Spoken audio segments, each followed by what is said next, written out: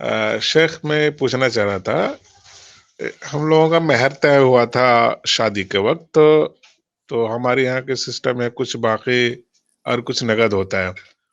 तो नगद दे दिया गया था, मगर बाकी जो जितना है एक्चुअल में याद नहीं है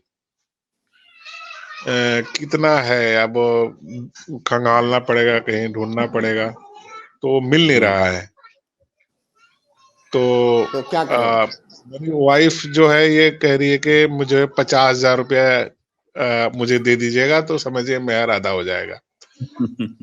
तो मैंने कहा, मैं कह रहा था उनका जो मकान लिया हूं मैं, जी करीब उसका 30 लाख वैल्यू का, दोनों का नाम है उसमें, मकान में करीब 30 लाख रुपए वैल्यू है। तो जी मिला जुला के ये कि बराबरी है, मतलब 15 लाख का आपका मेहर हो गए, तो समझिए कि हमने आपको मेहर दे दिया। मैंने ये कह रहा हूँ उससे, मगर 50,000 रुपया अलग से वो डिमांड कर रही है। जी तो ये अगर मैं कहता हूँ कि आपको मैंने मकान बदले में दे दिया, तो इससे मेहर आधा होगा क्या? आपके सवाल से वाज़ेह है कि महर का कुछ हिस्सा आपने दे दिया था, कुछ बाकी रखा हुआ था, और जो बाकी रखा था आप उसको भूल चुके हैं कि वो कितना बाकी था।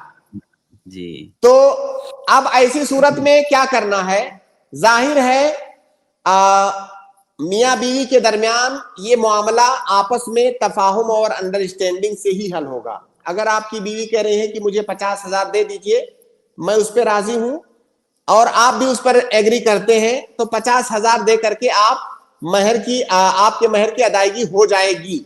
लेकिन सवाल यह है, आप कह रहे हैं कि मैंने अपने बीवी के नाम से घर कर रखा है, तो जब आपने वो घर किया था तो उस वक्त जाहिर है आपने उसको गिफ्ट करने की नीयत से ही उसके नाम किया होगा।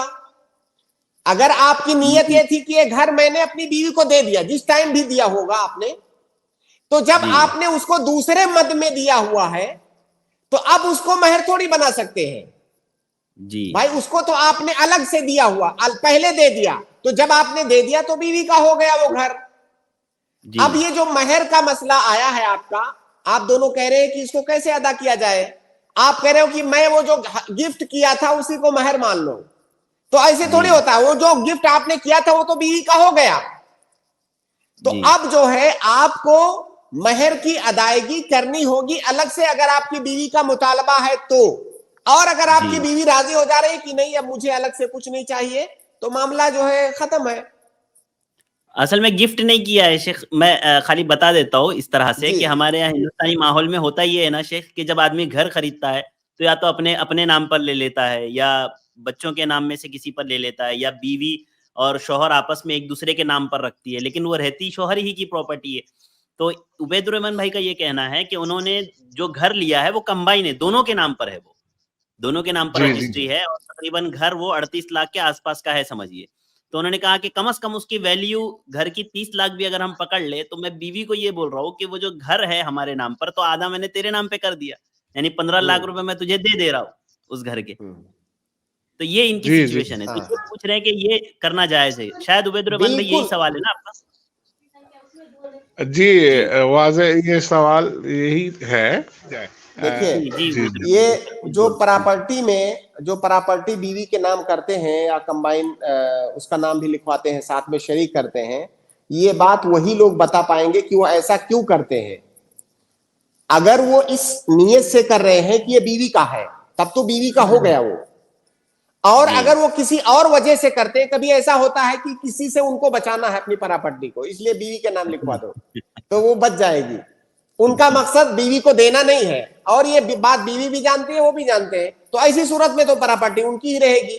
लेकिन अगर उनकी नीयत देने की है, तब तो बीवी की हो जाएगी। अब ये उबैदुर रहमान साहब फैसला कर पाएंगे कि क्या उन्होंने जब नाम लिखवाया था तो बीवी को दे दिया था, या उनका मकसद सिर्फ जो है, उनका कोई और मकसद था, सिर्फ उसका नाम लिखवा दिया था, देना मकसूद नहीं था। तो अगर उस वक्त उन्होंने दे दिया था, अगर उन्होंने दे दिया था उसी टाइम, तब तो वो मामला अलग हो गया, अब नया मामला है।